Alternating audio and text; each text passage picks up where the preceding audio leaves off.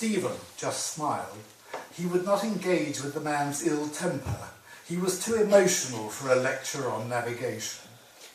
Pedestrians, free from the immobile traffic, were rushing about their business. Everywhere faces were intense in concentration, working or shopping, bargains and deals. It was all so serious, too serious.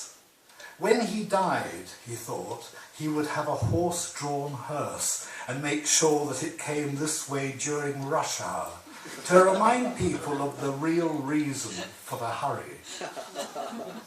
There was such little time, and for someone as indecisive as Stephen, it felt as if it might already be too late. He was being called to action, but his fingers were still in his ears, avoiding the call, refusing to jump, frightened of what he might find on the other side. The car behind them had its windows open, and the radio playing the Marseillaise. So they remembered the old Frenchman after all, he thought. Of course he knew he was wrong, but within his own reality it seemed apt. It was the opening of a song that had been playing everywhere that summer. He had heard it in the shops, on the radio, and from open windows in the street. He never listened to the words, but now they hit him with unexpected force. The song told him that there was nothing he could know that isn't already known. Chilling, that. And there was nothing he could see that wasn't already shown.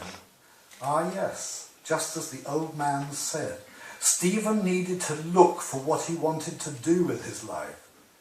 Then the lyrics continued with more of that prophecy. There was nowhere, the song said, nowhere he could be that wasn't where he was meant to be.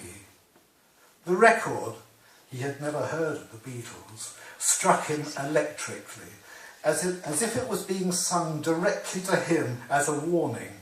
Then, even more challenging to his belief, the words said that all this was easy. And in an epoch-defining line, all you need is love. For that moment at least, he thought that the Beatles were right. Maybe it was easy. Everything was easy. Everything except love.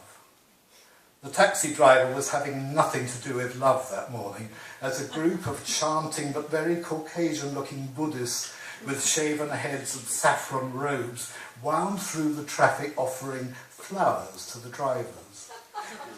"Bleeding idiots," he shouted. When they reached the taxi, Stephen opened the window and took a slightly crumpled dog daisy.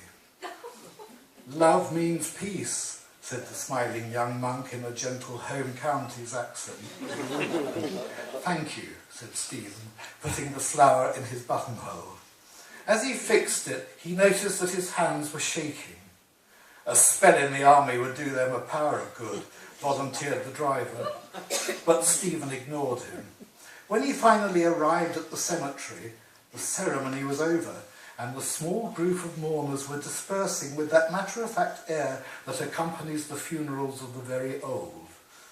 When they had gone, he went to the open grave and unobtrusively dropped the flower onto the coffin lying far below him in the clay. Inappropriate as it might have been, his body tingled with an exhilarating sense of hope. "Goodbye, old friend," he muttered. "Peace and love, okay?" He grinned at his own foolishness and made no effort to stop a modest shedding of tears.